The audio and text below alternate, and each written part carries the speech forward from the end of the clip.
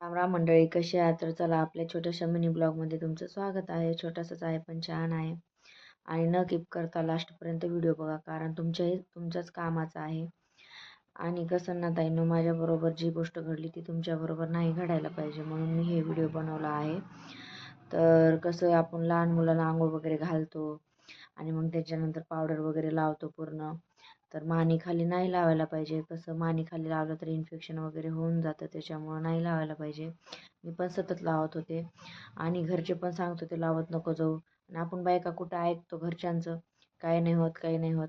मग न्यावं लागलं डॉक्टरकडं. मग तेव्हा माहीत झालं की मानेखाली काय इन्फेक्शन वगैरे वाढतं. कसं, त्यांची लहान मान असते, मग इकडं तिकडं फिरते ना, मग त्याच्यामुळे इन्फेक्शन जास्त होऊ शकते.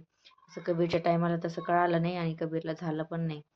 तर मग त्याच्यामुळे मी म्हणलं तुमच्यासोबतही शेअर करायला पाहिजे.